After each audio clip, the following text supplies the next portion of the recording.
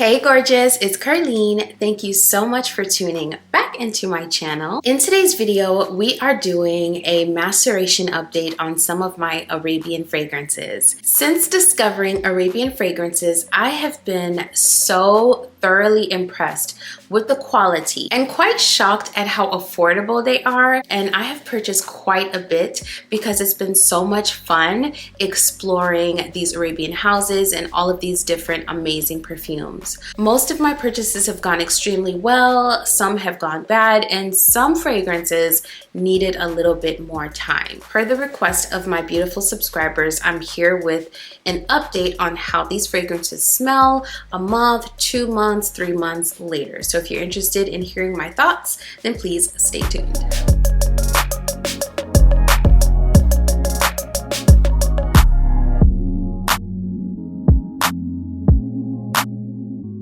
Hey friend, welcome back. I'm super excited to hang out with you today. So we're gonna jump right in, but before we do, I wanna say thank you to those of you who are new here. On this channel, I talk luxury, I do review videos, I share my fragrance journey like today, and I also sprinkle in a little bit of lifestyle. If any of those things sound good to you, then I would love to have you here. So go ahead and hit that subscribe button and turn on that notification bell so you know exactly when my videos drop. All right. Let's get into it. The first fragrance I wanted to talk about today is one that has been the talk of the town for various reasons, and that is Cascade Caramel Cascade, and this is by Paris Corner. This fragrance poor Caramel Cascade. I feel like this fragrance has just been the subject of so much scrutiny only because it was kind of one of the first of its kind.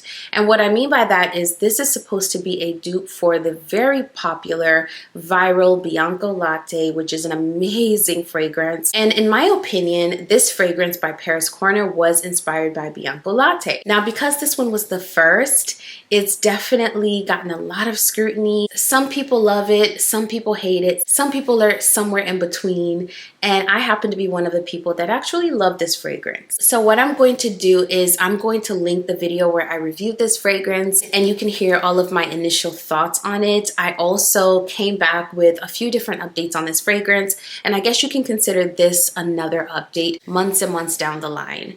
So months later, this literally smells like a caramel chew. This smells so strongly of caramel. It's crazy. When I first received this, at first sniff, I got Bianco Latte vibes. That was like my first impression. And over time, I started to pick up more on some of the other notes, especially that caramel. And now months later, the caramel in here is so undeniably strong. And this to me is a more caramel forward version of Bianco Latte. So I definitely think this was inspired by Bianco Latte. This is a dupe, but this one is a more caramel forward version. So if you're looking for a one-to-one dupe of Bianco Latte, you're not gonna find it here. This I would say is great for caramel lovers. If you love a good caramel note in your fragrances, you love a lactonic vibe, you love a gourmand, this is going to be a nice fragrance for you. However, there is a caveat. People that hate this fragrance have reported a root beer smell, like they're getting root beer. I've even heard some people say they get a tire smell from this, and I think the tire smell is probably because the fragrance needed to sit a little bit. But the most common complaint I've heard about this fragrance is that it does smell of root beer. So if you do not like root beer, you don't like the smell of it, you don't want to smell it in your fragrance, then you may want to stay away from this one. But months later, this one is denser, it's stickier, and it is so caramel forward. So caramel forward. So caramel is literally the only thing I am smelling. It's like a very dense, thick, sticky, syrupy, sweet caramel fragrance. This is Cascade Caramel Cascade by Paris Corner. The next fragrance is one that was recommended to me by my subscribers. You all give the best fragrance recommendations. So thank you so much for all the wonderful recommendations I've gotten. Please keep them coming. If you have a fragrance that you love, I want to hear about it. I want to hear about it because you all have introduced me to so many amazing scents, and this was one of them. So this one is Club de Nuit Imperiale by Armaf. I heard so many amazing things about this fragrance, and I'm so happy I picked it up. If you love Delina Exclusive by Parfums de Marly, you will love this fragrance because this is a dupe. I'm one of the people that was once overwhelmed by the Delina scent profile. I wasn't really checking for the scent profile. It was too strong for me, especially because I had smelled them kind of earlier on in my journey as I delved into niche fragrances. But as my nose has developed, I've been gravitating to fragrances that I once did not like or didn't think I would like. And it has been amazing being able to test out a fragrance's scent profile without breaking the bank. And this fragrance right here, and dupes like it, gives you an entree into the fragrance house, the scent profile, and all that good stuff. Club de Nuit Imperiale is beautiful, y'all. Now, I do not own Parfums de Marly's Delina Exclusive, so I wouldn't be able to tell you exactly how similar this is to the OG or not. All I know is that this smells amazing. It is beautiful. The thing about Parfums de Marly's Delina and Delina Exclusive, like those types of fragrances, is that they are very lychee and rose and rhubarb prominent. And I feel like if you're new into niche fragrances, that rhubarb mixing with the rose and the lychee can be quite overwhelming. So that's what I was first getting when I smelled Delina. I want to say I did get a sample of Delina Exclusive and I sniffed it, and it was something I wasn't interested in at the time, so I probably gave it away or something. But y'all, this fragrance right here, so good. If you own Delina Exclusive and you have some thoughts on how this one compares to the OG, please drop it down in the comment section. I would love to know. But this fragrance on its own is a beauty. When I first picked up this fragrance, it smelled creamy, it smelled very rosy. I loved it, and I reported to you all that this is a 10 out of 10 fragrance. Now, I think maybe like a couple of months later, this has gotten sweeter. It has more rounded edges, so it's a little bit more smoother, and it smells creamier as well. So it has gotten better and better and better with time. Also, all I need with this one is maybe 3 to 4 sprays. That might be overdoing it because this is beast mode, and this will last you all day long, and it will still be on your clothes after you wash.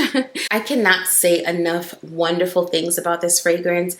It's creamy, it's velvety, it's very rich, it's very dense, it's sweet. It's gotten sweeter months later, and months later the performance is even better, and it's smoother and more rounded. I think this is one to check out, even to just get your nose on it before going for the full bottle. This is Club de Nuit Imperiale by Armaf. The next fragrance is another one that I think has gotten better with time. This has gotten so good, and this is Hawa Fusion Lychee by Paris Corner. This is another amazing fragrance release by Paris Corner, and Paris Corner is one of my favorite Arabian fragrance houses. I have started to delve into some other houses, and I have some fragrances that are coming, and I have lots of videos coming up with amazing new scents. But Paris Corner is a fragrance house that I've purchased from time and time again, and I really enjoy their fragrances. I love the quality and the presentation and all of that. So Hawa Fusion is one that is another dupe, and this one is supposed to smell like Eden Sparkling Lychee. And when I picked this one up, I realized that I enjoyed this one a bit more. So I did end up selling Eden Sparkling Lychee 39, not because it wasn't amazing, because it's an amazing fragrance, but because I enjoyed the nuances of this one a bit more. And now months later, I have some more thoughts on those nuances. So, oh my goodness, this is so good. So good. So the DNA of the OG, Eden Sparkling Lychee, it's a fun scent profile. It's not meant to be taken too seriously. So it's just a super fruity, candy-like fragrance. And this one smells almost like the OG, except that in my opinion, this one is less candy-like. So there's still that fruity component there, but it's less candy-like. And this one has gotten more creamy. So there's this subtle hint of creaminess in the background of this one that has gotten a little bit more noticeable the longer this has sat. So in my opinion, Hawa Fusion Lychee is a bit denser and a bit more creamy months later. I also feel like it projects even more now than it did in the beginning. This is one that's great on warmer days, and now it projects even more than it did when I first received it. So it projects more, it's gotten a little bit more potent, it's also a little bit more creamy, and this interpretation of the OG is less candy-like. So the OG smells like straight up candy and fruits, and it doesn't dry down to anything super creamy or anything like that. Whereas this one I feel like dries down creamy with that fruit still there on the dry down. The OG does have amber, and I did smell the amber in the OG on the dry down, but I feel like this interpretation is a little bit more rich. And now that it's been months later, I feel like the dry down is giving even more creaminess and even more richness. At the base of this one, you have sandalwood and vanilla, and those are two base notes that make for a super duper creamy and sweet, almost edible smelling dry down. And that's what I'm getting from this months later. So in my opinion, this has gotten even better, especially if you're a gourmand girly, you love your edible smelling scents.